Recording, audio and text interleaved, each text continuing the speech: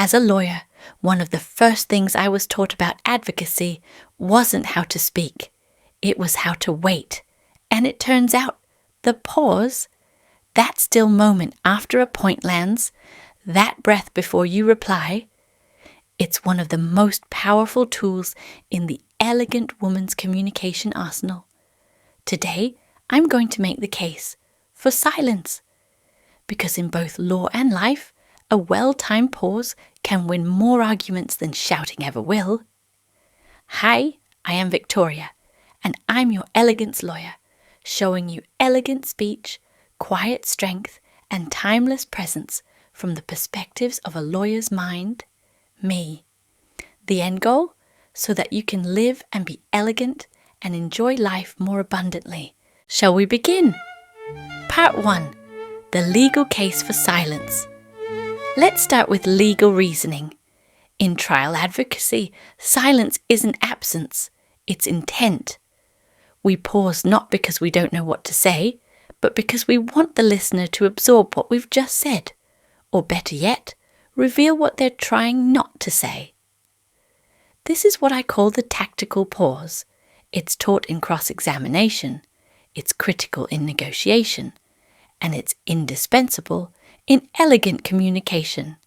It signals control, it demonstrates emotional discipline, and it has the eerie ability to unsettle the unprepared. Think of it this way. When a lawyer pauses, it forces the opposing side to fill the silence, and people rush to fill silence with either truth or mistake. Part 2.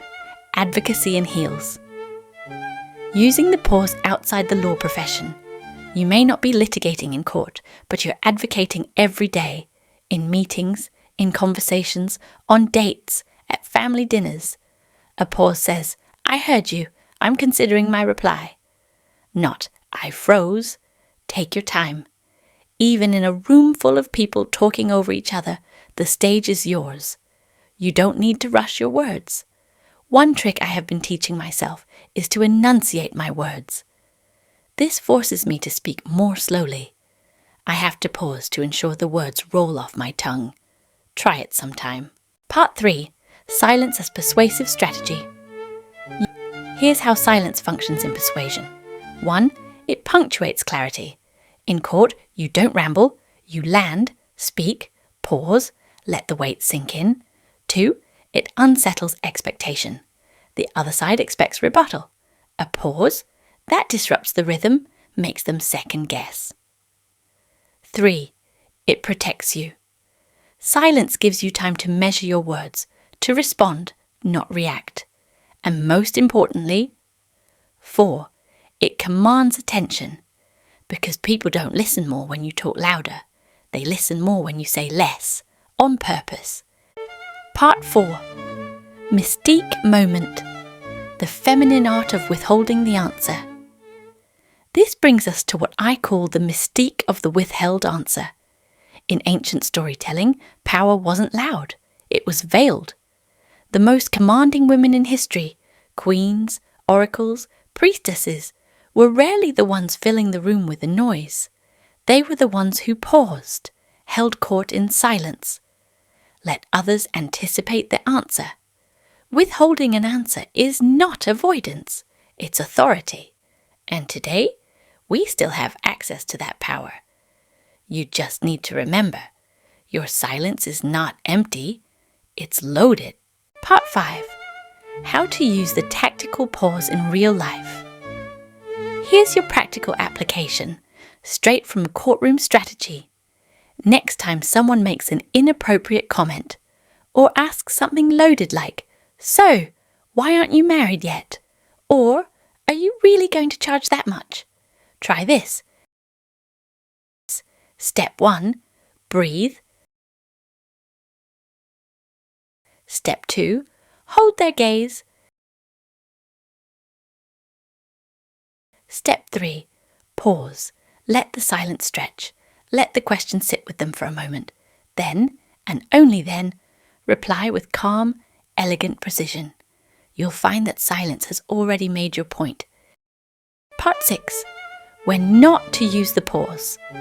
Let's be clear, we're using silence strategically, not theatrically. If you pause too often, people will think you've lost your train of thought. Or worse, your confidence. This isn't dramatic flair, it's rhetorical control. Use it when you want to emphasize a point, you're responding to a challenge, you want to redirect the tone. Don't use it to escape confrontation, to avoid clarity, or to signal uncertainty. If you have watched the video to this point, kudos, my dear elegant friend. This is where we bring together the effect of practicing all the things I have mentioned so far. The most elegant women I know aren't defined by how much they say, but by how they wield the pause. Their words are intentional, their silences are deliberate, and their presence unforgettable. So the next time you're tempted to fill the air, don't. Pause, let your silence speak first, and let it say, I am in no hurry, because I am in no doubt. Thank you for joining me, and remember, the elegant woman never shouts. She lets the world lean in to hear what she'll say next.